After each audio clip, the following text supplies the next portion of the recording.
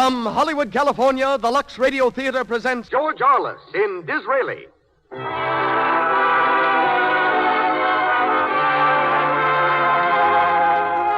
Lux presents Hollywood. For your loyalty to Lux Flakes, we say thank you, ladies and gentlemen.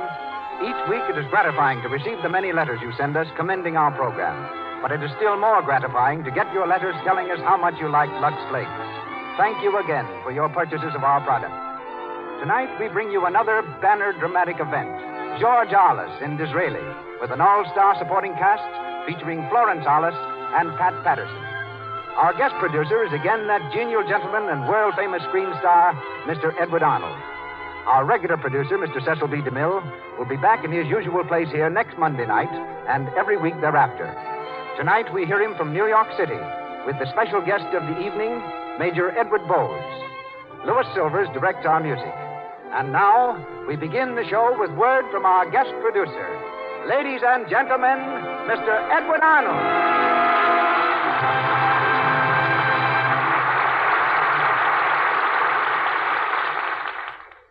Thank you, Melville Ruick, and good evening, everyone. With the presence on our stage tonight of Mr. George Arliss, a new chapter in radio history is written. Not merely because Mr. Arliss considered to interrupt his first vacation in many, many years to be with us tonight, but because this is his first time in his magnificent career that he has appeared on the radio in a dramatic vehicle. For such an event, it is only fitting that our play should be Disraeli. I doubt if there's any actor in the world who has brought more honor to his profession, who is more respected and more beloved than Mr. Arliss. And I also doubt if any actor in the history of the theater has been more closely associated with a certain character than Mr. Arliss is with England's great statesman, Benjamin Disraeli. For 5 consecutive years, he played the part on the stage, and it later became his greatest triumph on the screen. As in the film, the part of Lady Beaconsfield, Mrs. Disraeli, is played by the wife of our star, by that lovely, gracious lady, Florence Arliss. You may wonder why this character is called Lady Beaconsfield, while her husband is called Mr. Disraeli. There's an historical reason. When offered a peerage, Benjamin Disraeli declined to accept it for himself in order to retain his place in the English House of Commons. He accepted it only for his wife, knowing that it would please her. It was years later before he himself resumed the title.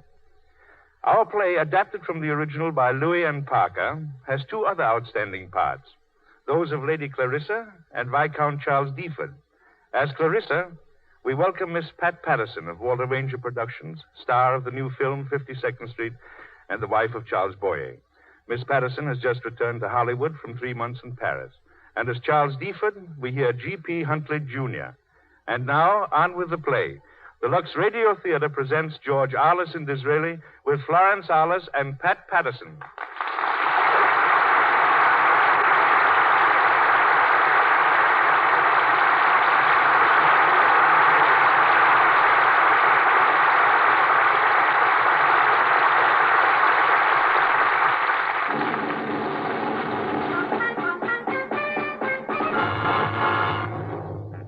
A corner of Hyde Park, London, in the year 1875.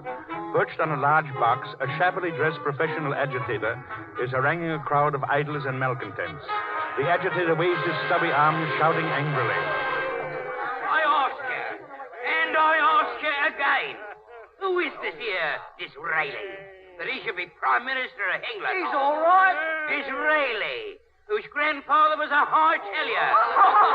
He's a blooming foreigner, that's what. Yes, and I ain't the only one against him. In the House of Commons, Mr. William Gladstone is speaking against him today. Gladstone. He's speaking against Disraeli there, just like I'm... Order, please. Proceed, Mr. Gladstone. Thank you. Gentlemen, it is Mr. Disraeli's expressed wish to see our Queen Victoria crowned Empress of India. It is also his expressed wish to commit us in the face of Russia to a foreign policy of imperialism and expansion that makes me tremble for England's safety. I say that in proposing such a policy, the Honorable Prime Minister has branded himself an unfaithful guardian of England's welfare, an unworthy counselor of England's sovereign, a dangerous enemy of England. The Prime Minister. Thank you. And now that Mr. Gladstone, with his customary eloquence and customary tact, has expressed his customary disapproval. And the issue, gentlemen, is this. Whether you will be content to be a comfortable England, meeting in due course a sad, inevitable fate, or whether you will be a great country, an imperial country, a country where your sons, when they rise, will rise to paramount positions and obtain not merely the esteem of their countrymen, but the esteem of the world. Perhaps you think that because no war clouds darken the present horizon, there is no danger. Have you ever seen one of those marine landscapes on the coast of South America?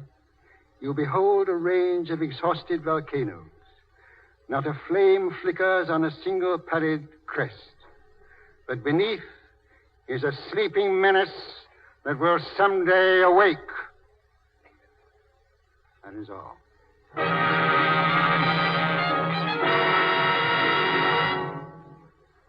Good morning, dear. Good morning, Mary.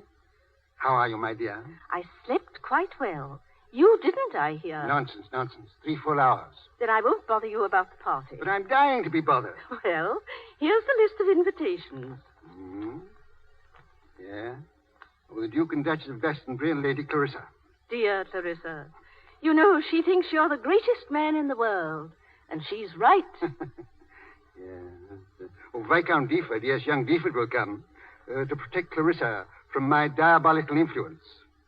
And, by the way, I want you to invite Mrs. Travers. Mrs. Travers? Why, Dizzy, we scarcely know her. A very fascinating woman. I'm anxious to cultivate her acquaintance. Why, Dizzy? I have a feeling that Mrs. Travers is rather interested in the international policies of England. Interested as an Englishwoman or as a... That, my dear, is what I propose to find out.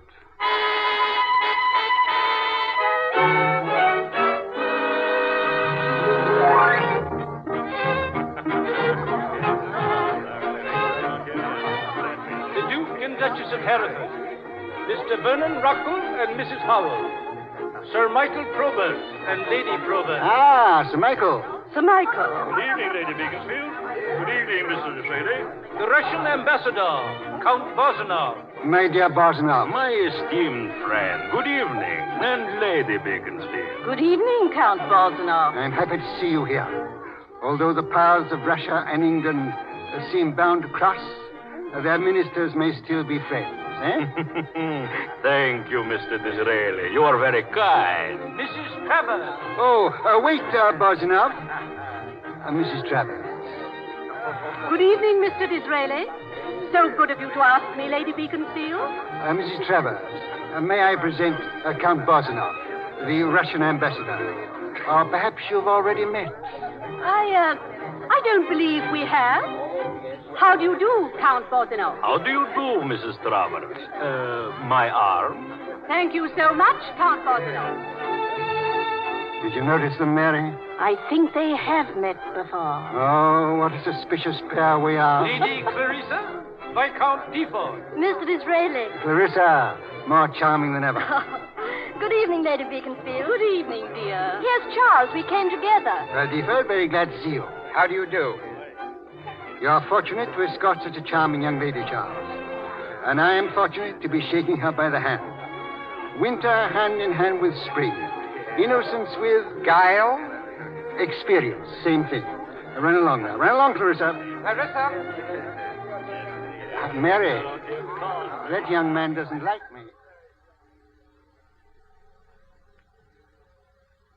Shall we sit out here for a while, Clarissa? Very well. Why do you dislike Mr. Disraeli so much, Charles? What? I neither like him nor dislike him. Oh, don't you feel lonely? Lonely? You are the only man in all the world who neither likes nor dislikes Mr. Disraeli. Yes, I know how you admire him, but we won't argue about that now. I want to speak to you, Clarissa, about something important. Well? Clarissa, your mother has given me her gracious permission to address you. Was her permission needed? Well, I'm rather a stickler for form, you know. Yes, I know.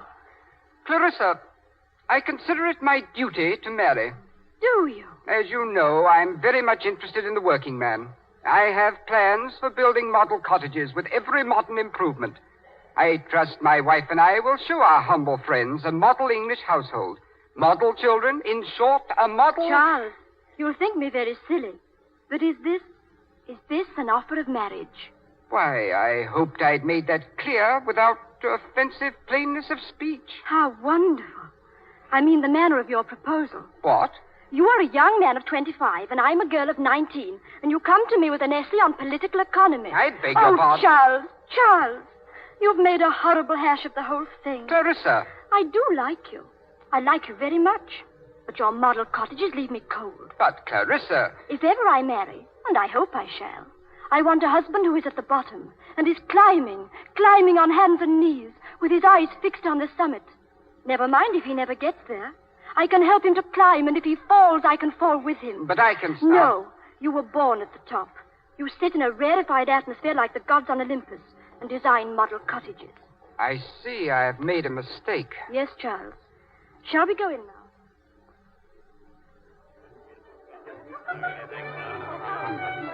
Mr. Disraeli? Yes? A telegram for you, sir. Just come? Yes, sir. Hey, Joe! Basket! Yes, sir? Find the Bank of England. Find the bank I mean the manager of the Bank of England, Sir Michael Probert. I want to see him alone in the library. Yes, sir. What an opportunity. Sit down, Sir Michael, sit down. Well, what is it now? Sir Michael, I've just received an astounding... One moment, please. Why are you closing the window? Extraordinary how voices travel. Eh? And how pretty ears come halfway to meet them. What? I thought I caught a glimpse of my dear friend, Mrs. Travers. Why, what's all this secrecy about? Listen to this telegram. It came a moment ago from Egypt, Cairo. Have secret information that Ismail Pasha, Khedive of Egypt, is in urgent need of funds and will sell controlling shares in Suez Canal for £5 million. Well? A tremendous opportunity for England, Sir Michael. You don't mean that in earnest? Pardon me, in dead earnest. Do you seriously mean you're thinking of purchasing the Suez Canal? I was never more serious. And you want the Bank of England to back you? Temporarily, until Parliament meets. Then let me tell you at once, I'll never consent. I shall not allow the bank to play at ducks and drakes with its money on an Egyptian ditch. An Egyptian ditch? That's rather neat. Only it's not ducks and drakes because Russia, too, is... that ancient bugbear. That ever-present peril. Russia knows of this opportunity to purchase the high road to India. If she sees the slightest move on my part, she'll snap up the canal like that. Your scheme is harebrained. The canal's a confessed failure. Really? Whatever doesn't pay is a failure. And it's silting up, sir. Silting up. Soon the only ship sailing on it will be the ship of the desert. I mean the camel, sir. Yes, I thought you meant the camel. Beware of the East. Remember Pharaoh, sir. Remember Pharaoh. Yes, but what about Moses? Well, he was a Jew. Huh? Well, he was privileged. And you won't help me? Oh, on the contrary. I rejoice to think I've made this rash enterprise impossible. Oh, but you haven't. What? Where will you go for the money? Where Pharaoh went. I shall go to Moses. Well, at any rate, it'll be no use coming to me, and that's final. Nothing is final, Sir Michael. In the unlikely event of Moses failing me, I may send for you again. And I shall not come. I think you will. Dizzy, have you quarreled with him? No, my dear, but he's missed his opportunity. I must get hold of Myers. Hugh Myers, the banker? Hugh Myers, the banker. That's the man, Mary. That's the man. Dizzy, I hope you're not borrowing money. No. Well, just a trifle. Only a few millions. We'd better get back to our guests, my dear. There's Charles in the garden, looking like a thundercloud. I'll tell you why. He has asked Clarissa to marry him, and she's refused him. Oh? Mary, I'm going to play fairy godfather and bring them together. You, a matchmaker. As if you hadn't enough to do. But think what a splendid couple they'd make. Ah, Dizzy. Always dreaming a romance. And living one, my dear, while you are by my side. Excuse me, Mary.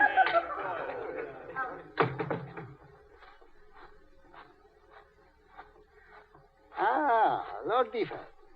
I've been looking for you. Really? And I desire a word with you. There. Now, I know that tone of voice so well. What do you mean? It's the tone of an angry man. Now, what can have put you out? Mr. Disraeli, Clarissa has refused me. Yes? Well? And I attribute her refusal to your influence. I see. I was thoroughly justified in thinking well of you. What? You have courage, or you would never say that to me. Do you take a girl's no as final? I suppose she knows her own mind. Certainly. But make her change it. How? I'm glad you're asking me to help you. Because I'm interested in you. Interested in me? Why? Because England stands in terrible need of men of your stamp. Oh, I can't see that. England was never so prosperous as now. She has a wise aristocracy, an industrious middle class, and a contented and happy peasantry. Splendid, splendid. How many old Tory squires have I heard talk just like that? Is that how you talk to Clarissa? I do not discuss politics with women. I do. Sit down. Listen. England is as isolated as a ship lying off the coast. A ferment is at work all over the world. Titanic forces have been unchained, forces of which you have no conception. The spirit of nationality has awakened everywhere. All the nations must expand, and everywhere our empire is in their way. Russia, for instance. Now, while England stands alone, while France is crippled, now is Russia's opportunity to snatch at India. With India lost, the whole fabric crumbles, and England sinks into insignificance, a Belgium at sea. Now do you see why Clarissa refused you? These are the things I've told her. Do you wonder she wants a man of action? Do you wonder she's not content to be a mere duke's wife? I see. But what can I do? What can any one man do? What one man has already done. You, sir? But how can I hope to emulate you? You're going to learn. Will you learn? Will you teach me, sir? Yes. How can I begin? What's the solution? Is it war? War is never a solution. It's an aggravation. What then is the solution? A very small thing. A thing men are laughing at. What, sir? A ditch. A ditch dug in sand. A ditch? A ditch dug in shifting sand. You mean... I mean... Shh. Ah, Mrs. Trevor. Is that you in the shadow of the trees there? I thought I recognized you. I just came out for a breath of air. An unexpected pleasure. We were in the thick of a very interesting discussion.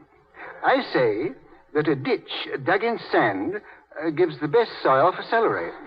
Sand? Yes, sand. Dizzy? Come here, Mary. Here, Clarissa. I have a bit of news for you. For me? For you, my dear. Lord Deeford has just done me the honor of accepting a secretaryship. Mr. Disraeli. Charles! Oh, Charles! Clarissa, I may do something yet. Oh, I know you will. My congratulations, Lord Deeford. You'll have many things to teach him, Mr. Disraeli. Mr. Disraeli has already begun. Yes, I've been teaching him what it took me many years to learn. And what is that?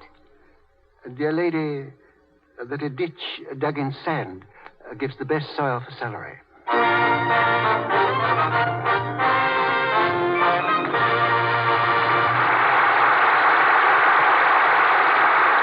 It's intermission time in the Lux Radio Theater.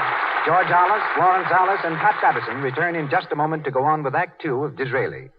Now, during this intermission, we invite you to enter a word game. It's easy and lots of fun. Here's how it's played. In the Lux playlet you are about to hear, there are three characters: Mary Jane, her mother, and her Aunt Nancy. During the conversation, they will mispronounce three words. The scene is a house on the north side of Hollywood. Mary Jane is celebrating her 12th birthday, and her Aunt Nancy arrives with a present. See if you can pick out the three words they say wrong. Mother, look. Aunt Nancy's given me 2 pairs of silk stockings. How lovely. Really, Nancy, you shouldn't have done it. You've been spoiling that child since the day she was born. Oh, Mother, I've been positively dying for a pair of silk stockings. You know, Aunt Nancy, these are my very first. I'm glad you like them, honey. I only hope she appreciates how exquisite they are and doesn't go running through hedges with them on. But, Mother, only this morning you just leaned over to pick something up, and yours went into an awful run. That's just it. That's why you have to be so careful. Well, let me give you both a tip. The time to start being careful is the very first time you wash them. You use Lux Flakes, and you won't get so many runs. It saves the elasticity of the silk. Here are the 3 mispronounced words. Mary Jane said positively. The word is positively, as in, the way Lux Flakes cut down stocking runs is positively miraculous. Mary Jane's mother said exquisite. She should have said exquisite. As, for example, every smart woman likes the way Lux keeps stockings exquisitely new-looking. And the last and most important word, Aunt Nancy pronounced elasticity. But no matter how she pronounces elasticity, she certainly knows what it means. Some soaps contain harmful alkali, and this weakens elasticity, leaves the delicate stocking threads brittle, apt to break into runs. Rubbing with cake soap often pulls and tears the threads, too. Lux Flakes save elasticity and cut down on runs. So always wash stockings in gentle Lux. Back now to Edward Arnold. We continue with Disraeli, starring George Arliss with Florence Arliss and Pat Patterson.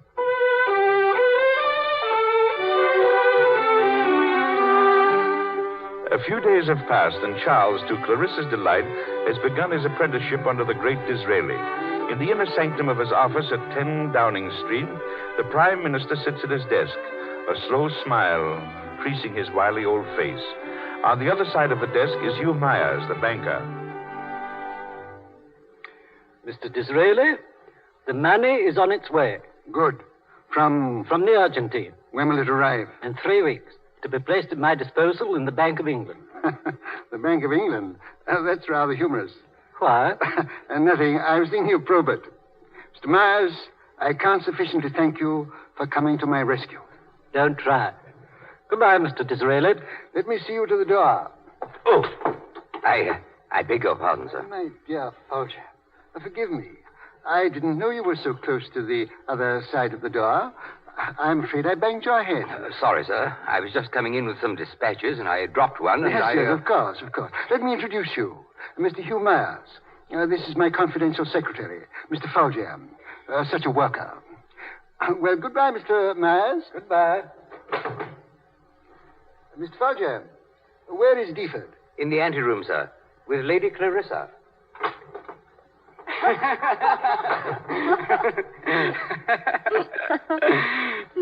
Charles. Oh, yes, sir? Good morning, Mr. Disraeli. Good morning, my dear. Charles, did Folger make any comment on my visitor? Why, yes, sir, he did. Very impertinent, too, I thought. What did he say? He suggested you were seeing Myers about money for... Shall I speak in Clarissa's presence? Yes, go on. About the Suez Canal. What did you say? Not a word. I just stood up, sir, and glared at him. Oh. What's the matter, sir?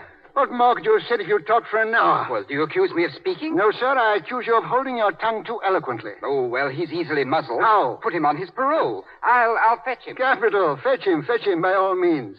He was in the next room a moment ago. Why, he's gone. The window's open. He's gone. Yes. Shall I tell you where he is? He's at Victoria Station, catching the 10:30 express on his way to Ostend, to Trieste, and so to Cairo, to put in a bid for the Suez Canal. Mr. Disraeli, who is he? He's Mrs. Travers' husband. What? Yes.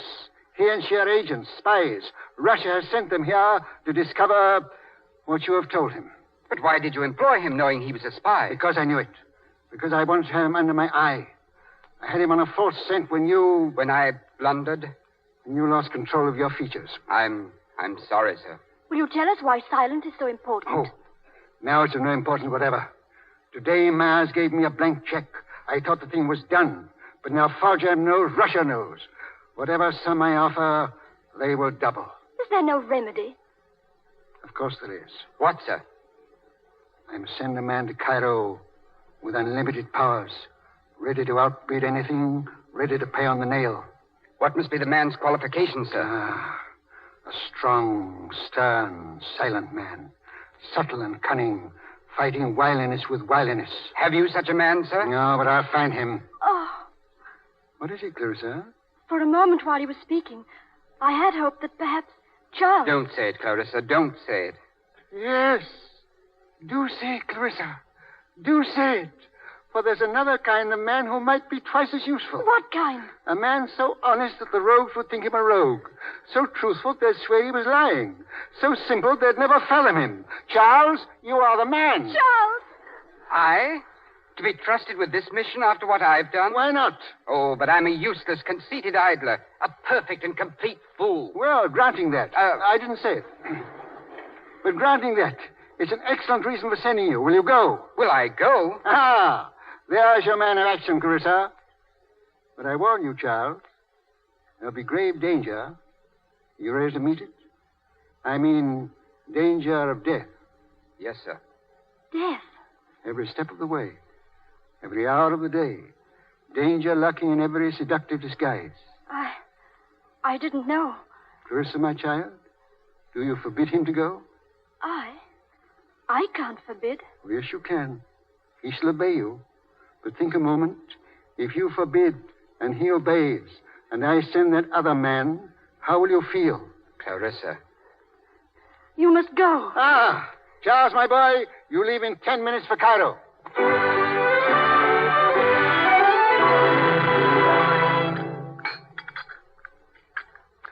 Oh, good morning, Clarissa. Our charming guest rises early. Good morning. Any news, Mr. Disraeli? Not yet. Not yet, not yet. It should have come days ago, shouldn't it? Patience, my dear. Oh, goodness. Don't be alarmed. It's only my peacocks singing. Good morning, Dizzy. Mary, my dear, had a good night? Of course I have. Slept like a top. Oh, I'm so glad. You said last night you didn't feel very well. What's that? Mary. Now, Dizzy, it's quite all right. But is it? Are you sure, dear? Clarissa, listen to him. He doubts everybody's word. He doubts mine. Well, if you've spoken the truth, you shall have your morning's offering. Excuse me, my dear. Clarissa, never speak of my health before Dizzy. Promise. But is anything the matter? Nothing. Well, nothing to make a fuss about. Dr. Williams says I must be very careful. I am. So that's all right. Now mind, not a word to Dizzy. Here you are, my dear. The last rose of summer. Thank you, Dizzy. I beg your pardon, sir. Well? Telegram, sir. Oh! Thank you. What is it? Oh, please. Ah! It is from Cairo. What does he say? He says the celery is ripe to cut. The celery is ripe to cut? Well, what does it mean? It means the Suez Canal purchase is completed and the check accepted. Dizzy! Yes. He succeeded. Superbly. Oh, thank God. Clarissa. Let her cry, Mary. Let her cry. It's worth it. Mr. Disraeli? What is it, Basket? Mr. Hugh Myers, sir. Myers! Just the man I wanted to see. Show him into the library. Yes, sir.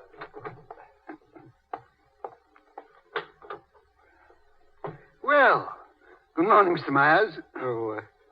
Good morning. I was just about to send you a telegram. I've heard from... One moment, sir. I want you to hear me first. Well? I don't know how to tell you. It's so much harder than I expected. Well, tell me. Mr. Disraeli, I'm bankrupt. What? My house... I didn't quite catch. My house is bankrupt. Bankrupt? Myers bankrupt? Are you mad? I wish to heaven I were. You mean you're temporarily pressed?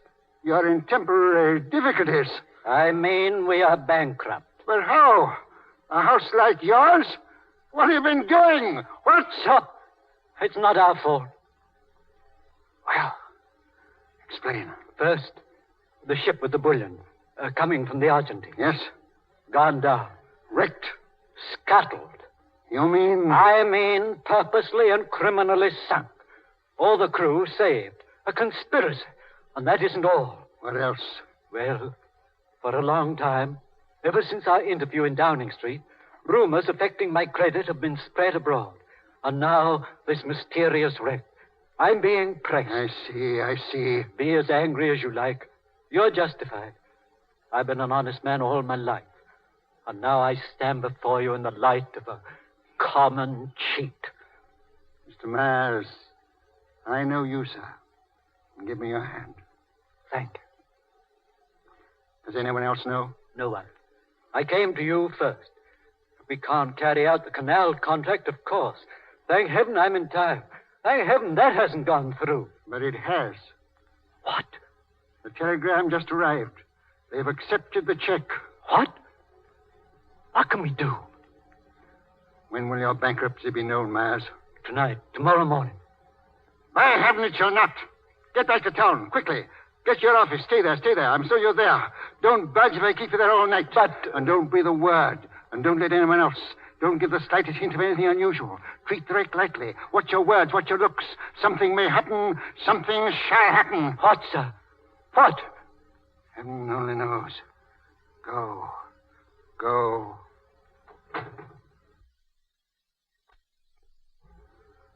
Oh.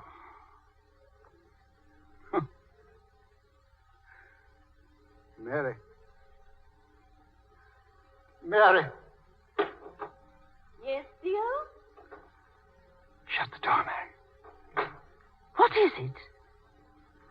Mary, you've stood by me in many horrible predicaments. I'm in the worst I was ever in. Is it Myers? Myers is bankrupt.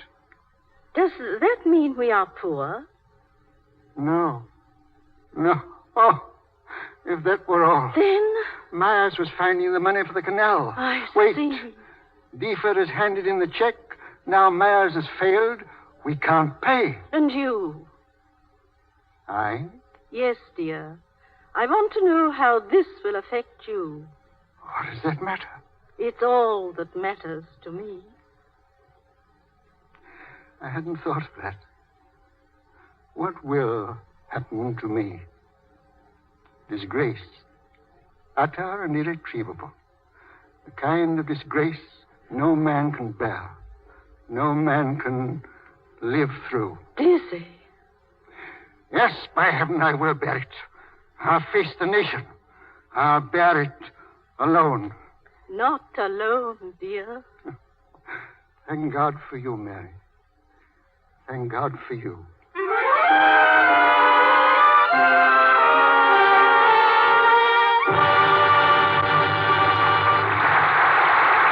pause for station identification. This is the Columbia Broadcasting System.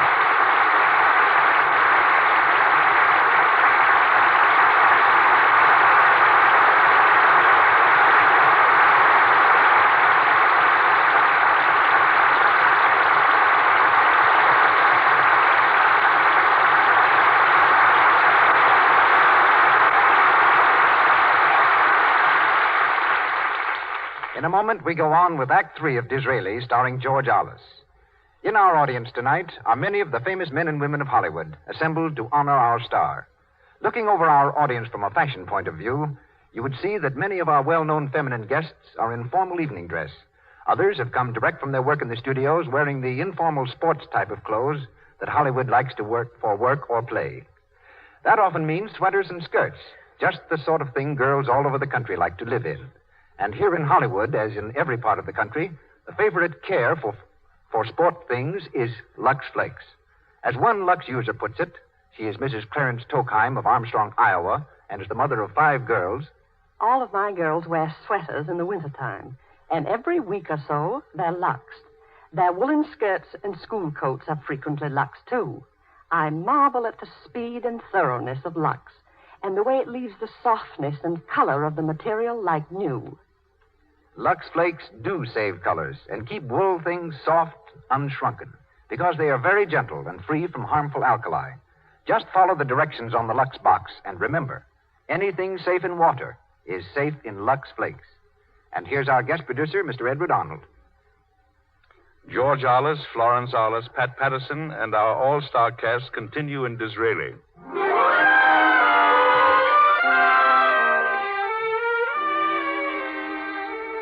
It's a few minutes later. Torn with anguish by the news of her husband's impending disgrace, Mary stands resolutely by his side. She has grown pale, and there is an expression of pain in her eyes, but she hides it bravely and speaks comfortingly. It will turn out all right, Dizzy. It will. Shouldn't we go up to London? I can't. The Prime Minister can't stir without setting the whole world agog. The papers have said I'm ill. If I was seen in Downing Street now, when I'm supposed to be sick in bed, it would start tongues wagging all over London. It's horrible, Mary. I'm tied, hand and foot. What is it, Basket? Mrs. Travers is here, sir. Mrs. Travers? I'll get rid of her. Get rid of her? No. Basket. Ask her to wait. Show him when I ring. Lizzie, you're surely not going to receive her Must now. keep her here. Must keep her here. Why? She must stay here. She mustn't be allowed out of our sight. If she gets the slightest hint that I'm making any plans to... Here. Give me my dressing gown. Let me lie on the couch. You sit next to me, my dear. Hold my hand. Lizzie, what is this play acting? I'm ill. Very ill. The papers have said I'm ill. She shall see the sickest man she ever saw in her life. Lizzie! Shh, be careful. Oh. Lady Beaconsfield. Oh, I'm so sorry. I heard Mr. Disraeli was ill. I didn't know whether to come or not. I'm quite sure you can't want me. Is that Mrs. Travers, dear? Yes, dear. Oh. I'd no idea you were so ill. I won't stay a moment. The sweet Mrs. Travers. That's so good of you. I'm very weak. Very weak. What is the matter? Well, I'm very weak. I'm very glad to see you. You're so bright, so young. Isn't it good of her, Mary? Do sit down. There, where I can see you. I'm so sorry you're ill.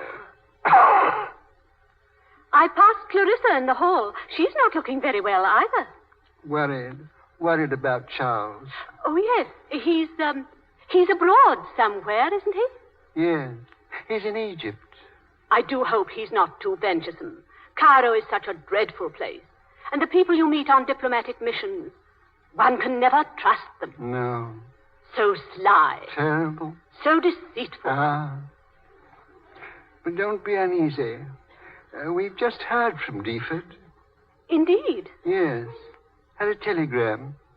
Where is that telegram, Mary? Ah, there it is, on the table. Read it for yourself, Mrs. Travers. The celery is ripe to cut. How odd. Code, dear lady, code. That little green book there contains the key to it. Really? How interesting. We have to be careful, you know. Spies. Yes, of course. My peacocks. Mary, something's wrong with them. Dizzy, there's nothing wrong. Yes. Help me to the balcony. I must see they're all right. Very well, dear. Lean on my arm. Pardon me, Mrs. Travers. Of course, Mr. Disraeli. Dizzy, you left her in there with the code book. I know. Look, she's tearing a page out of it. She's slipping it into her glove. Dizzy. Shh. Mary, I want you to go and fetch Sir Michael Probert at once. But Mrs. Travers... I'll look after her. Hurry. I want that woman alone.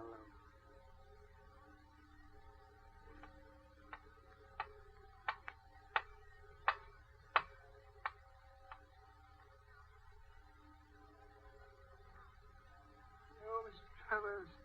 The doctors really don't know what is the matter with me. It seemed to come on suddenly.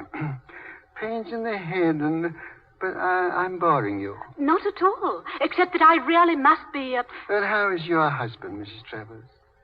He's very ill, too, isn't he? Yes, he is. Poor Adolphus. Oh, poor Adolphus. Mr. Disraeli, I really must go. No. Why in such a hurry? I must. My cab is waiting. No, I sent that away long ago. What? Don't be angry. What a dainty hand. Please, let me go. Such supple fingers. So long and thin. So exquisitely shaped. Mr. Disraeli. So quick to grasp things. Unconsidered trifles. Scraps of paper. You're hurting my hand. In such a hurry to get away from the poor sick man. To get away and read the code? I saw you slip it into your glove, dear lady. Well, what of it? Ah, that's better. And why did you take the trouble to steal it? Weak, very weak. You had only to ask me, and I would have told you. The celery is ripe to cut, means the Suez Canal purchase is completed, and the check accepted. Your husband, Mr. Foljam, Adolphus, has had all that tiresome journey for nothing. I congratulate you. Your apple-faced boy, Lord Deeford, has blundered into success. Well, that's all any of us do. Into a success that will cost you dear. Ah, that's the sort of thing Gladstone will say. It's what the world will say when it knows Myers is bankrupt. When it knows what? Myers is bankrupt. Bankrupt, Mr. Disraeli. And his check, waste paper. What?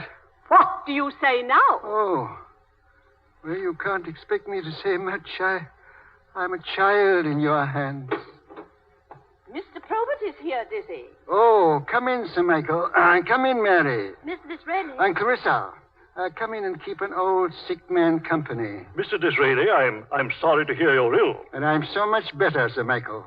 Mrs. Travers is such stimulating company, I believe I've quite recovered. Well, if you're not ill, why have you sent for me? Sit down, Probert. I want to tell you a little story. No, don't go, Mrs. Travers. This will interest you, too. Repeat, why have you sent for me? I told you I might send for you. Ah, Moses has failed you. Well, it's no use appealing to me. Moses has not failed me, and I've carried the scheme through. What? The power and the glory of my country were at stake. I had to act quickly, and I had to act on our own responsibility. So I went to Hugh Myers. Deeford has bought the canal and has paid for it with Myers' check drawn on the Bank of England. What has that to do with me? Myers is bankrupt. Bankrupt? Yes. Russia has ruined him. Mr. Disraeli, I warned you of this. Now get out of it as best you can. It's no use appealing to me. No? Then I will not appeal to you. I will command you. What? You will sign this note giving Myers unlimited credit. Are you mad? I was never so sane in my life. Myers' position is saved if he can gain time. The Bank of England must give him unlimited credit today, now. Oh, you don't know what you're saying. I refuse. You can't. I refuse emphatically. You've mistaken your man. I'm an Englishman, the head of a great national institution. I'm not to be ordered about by an alien. But the alien happens to be the better citizen. Moreover, he happens to be Prime Minister. You threaten me? Yes, if you force me to it. Empty threat. You think so? You say the Bank of England is a national institution? What becomes of that title if it refuses to save the nation? What becomes of you? Mr. Disraeli. When it is known that the lack of patriotism of one man has placed our country in the position of a person who is trying to pass a fraudulent check, exposed the nation to the ridicule of the world, lost the canal, lost India, baffled England, beaten her, disgraced her, dragged her through the mud, what becomes of the bank? You cannot touch the bank. I'll smash the bank. Parliament granted the bank its charter. Parliament can withdraw it. But you... And shall withdraw it at my bidding. Your board of directors will be swept away. Your shareholders bankrupt. The bank ruined and you disgraced. I am Prime Minister. I can do this. And if you don't sign, by heaven I will. Now. Very well. There.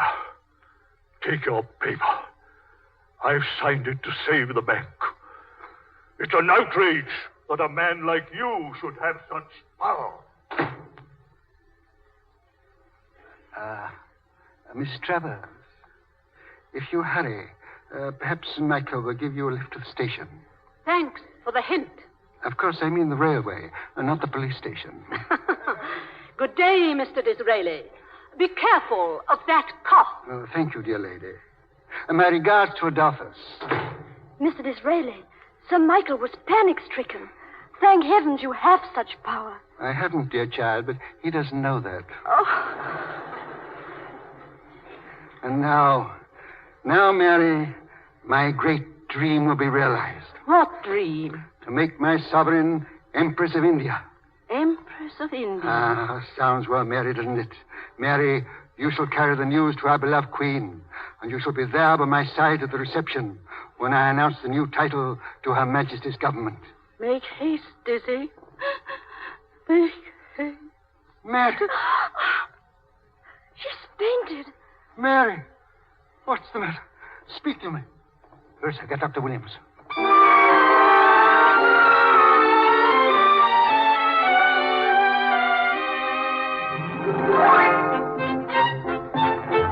It's a great occasion, a great triumph.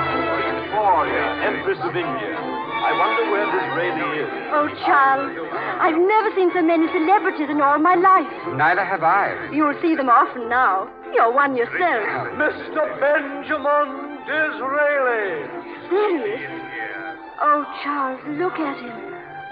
So tired. He's worried. No word from Dr. Williams for over a week. Splendid thing, Mr. Disraeli. Greatest triumph for England in our time. Congratulations, Mr. Disraeli. Thank you very much. We're so sorry Lady Beaconsfield can't be here tonight, Mr. Disraeli. So is she. And so am I. Oh, So am I. I'm sure it's only a passing indisposition. I trust so. Mr. Disraeli, Dear child, how is she really? don't ask me. I daren't trust myself to speak. Dr. Williams reassured me, or I shouldn't be here now. Not even to meet the Empress of India. Mr. Disraeli, they're waiting for you to speak. Very well, if I must. Good. Her Majesty is on her way. Before she arrives, I want to thank those men who have so splendidly stood at my side and made our enterprise successful. First, there is Mr. Hugh Myers. Concerning whose services I cannot speak too highly. Next, there is Sir Michael Probert. At a moment of grave crisis, he came to my aid against his, may I say, prejudices. Oh, no. Please, Mr. Disraeli. Mr. Myers, Sir Michael Probert, it is my privilege to inform you that in recognition of your patriotic action, your sovereign has bestowed a peerage on each of you. And lastly, you will be glad to know that my young friend, who carried through the delicate negotiations with such consummate tact, I refer to Charles Viscount Deeford, returned to London half an hour ago. Deeford, Her Majesty desires to confer the ribbon of the bath upon you with her own hands. Thank you. I beg your pardon, Mr. Disraeli. What is it? A telegram for you, sir. Give it to me. Is there anything wrong? Clarissa, I can't open it. It must be from Dr. Williams. If anything has happened to her... Dizzy. What's that? Dizzy. Mary. Mary. Is it really you? I didn't know. But I sent you a telegram, dear. Your telegram. Oh, my dear. To see you looking so well again. And I was afraid... Mr. Disraeli, Her Gracious Majesty Queen Victoria is arriving to receive you. Come, Mary.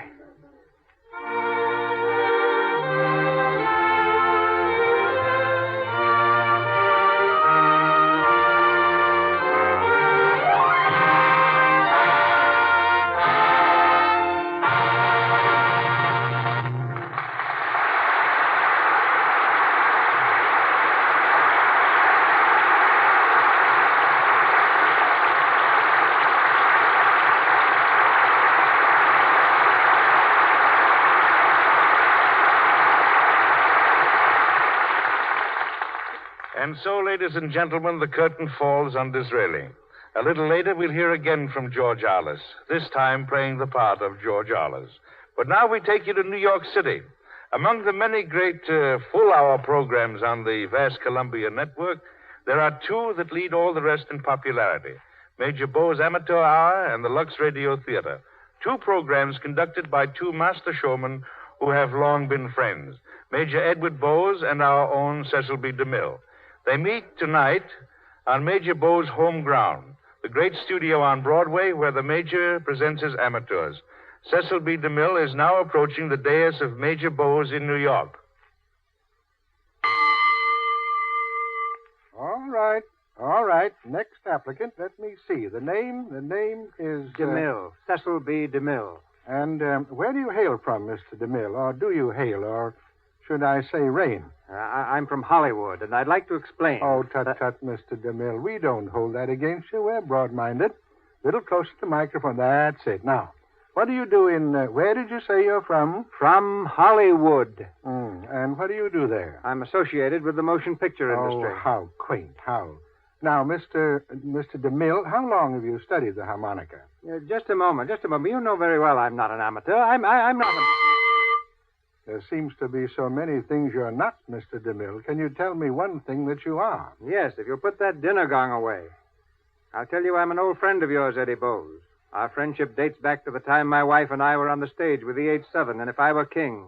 And the leading lady was the charming and beautiful Margaret Ellington, who became your wife.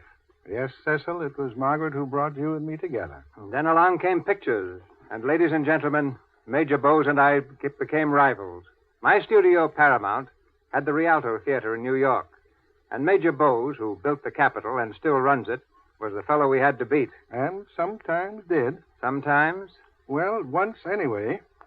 Then Major ran the Goldwyn Pictures Corporation, in addition to the Capitol, and we still fought for plays and stars. And how? Later, when we built the Paramount Theater, we had a great many new competitors. And then the fellow we had to beat was still Major Bowes. And by the way, Major Bowes, what's the meaning of this gong you're playing around with? Oh, Cecil, I thought you knew. I use it on amateurs. Amateurs? At the Capitol? No, on a radio program. Oh, you're on the radio, too? Yes, every Thursday night. Thursday night? Oh, with Rudy Valet. No, not exactly. Oh, then Bing Crosby? No, not Bing either. Now, here's how it is. I am, so to speak, a certain part of a radio sandwich. Your remarks, please. I'm what's between two other programs on the air on Thursday nights. But, Eddie, why keep it a secret from the public? Well, there's always a few who find out about it. And just for fun, Cecil, I nicknamed it Major Bowes Amateur Hour. Oh, you're that Major Bowes. I'll come clean. No use trying to fool you, Cecil. Yes, I am. And does that Major Bowes occasionally attend the Lux Radio Theater? Why, Cecil, I'm attending it right now. I rarely miss. I owe Lux Radio Theater many pleasant hours and many excellent suggestions. Let's not beat around the bush, Eddie Bowes. Do they use Lux Flakes up at your house, or do they not? Yes, they do. And furthermore, will continue to do so in spite of all you can do or say. I'll do as much for you sometime. What'll you do for me sometime? I'll ride around in a Plymouth, Dodge, DeSoto, and Chrysler all at one and the same time. Well, Cecil, I'm sure you could do just that. I've seen you in action doing more things at one time than anyone ever did. I was on the set with you one day when you directed 3,000 people and 6,000 animals. But always remember one thing. When you see a girl in a faded, shrunken sweater riding a bicycle, that girl obviously doesn't listen to the right radio programs. She doesn't know the merits of your flakes and my cars. Eddie, you're wonderful. Cecil, you understated.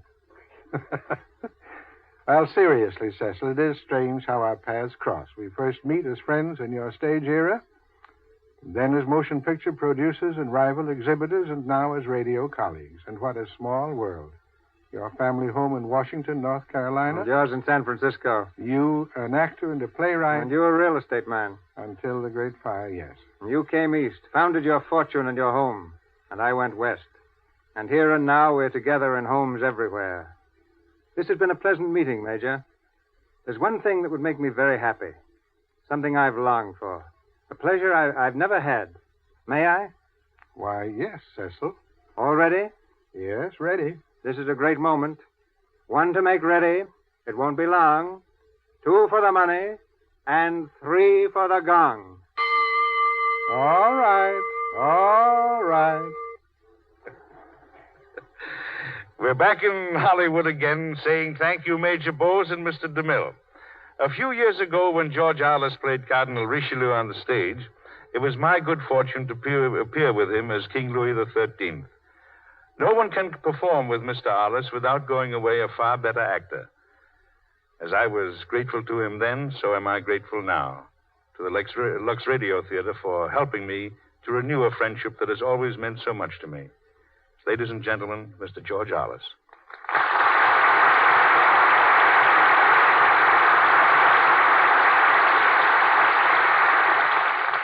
Thank you, Mr. Arnold.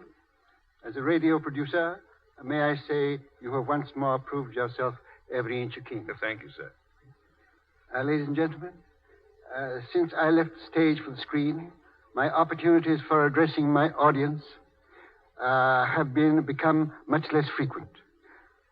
I remember once, before the premiere of one of my pictures, I was asked to say a few words to the audience. And as I stepped in front of the screen, I heard a lady in the front row say, "Isn't he like him?" Well, if you were all here with me tonight, I hope you would all be thinking, "Isn't he like him?" Especially those who remember me when my wife and I first came to the United States in 1901. Tonight is a memorable occasion for me because, as Mr. Arnold has told you, it is the first time that I have ever performed a play on the air. I have sometimes played in theaters to poor houses when there was more air than was necessary to sustain the audience. But I have never played before this great unseen audience. A large number of you are perhaps more or less personally acquainted with me, for I've toured and played in almost every corner of the United States. And a still greater number, I hope, I may call my friends who have got to know me through the pictures. I'm here in Hollywood on a holiday trip, and have determined that I will not make any picture until next fall. I should like to take this special opportunity to express my gratitude for the friendship you have always given me during the many years that I have played before you. I am continually touched by evidences of your kindness and affection. As the year is still comparatively new, may I wish you, for my wife and myself, a happy and prosperous 1938.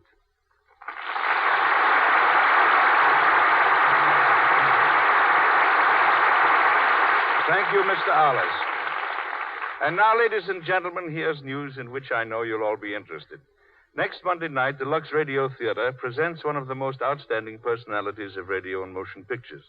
He's the gentleman who changed Van Buren, Arkansas, from a country town to a national institution, who has endowed the art of music with a mysterious new instrument beginning with B and ending with laughter. That prince of storytellers, Mr. Bob Burns. You will hear Bob Burns as the hero of Booth Tarkington's celebrated comedy, a smashing success on stage and pictures, and the title is Clarence. And co-starring with Mr. Burns, we bring you Miss Gail Patrick.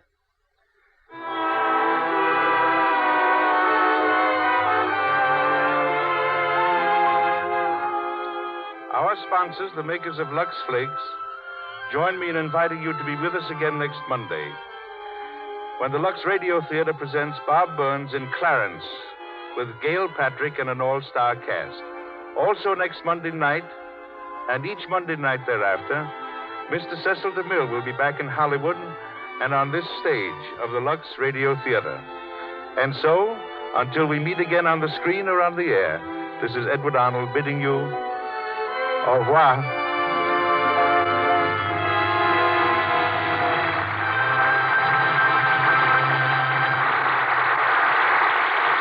Our stars in Disraeli this evening were David Torrance as Sir Michael Probert, Ivan Simpson as Hugh Myers, Walter Kingsford as Folsom, Doris Lloyd as Mrs. Travers, Vernon Steele as Gladstone, Charles Evan as Bascott, Lou Merrill as Count Bolsonov, Eric Snowden as Major Domo, Reginald Sheffield as Lord Athley, and Phyllis Coughlin as Duchess. Mr. Arliss is currently seen in the Gaumont British production, Dr. Sin. Mr. Arnold appeared through courtesy of B.P. Schulberg. Louis Silvers is from 20th Century Fox Studios, where he was in charge of music for the new picture in Old Chicago. Your announcer has been Melville Ruick. This is the Columbia Broadcasting System.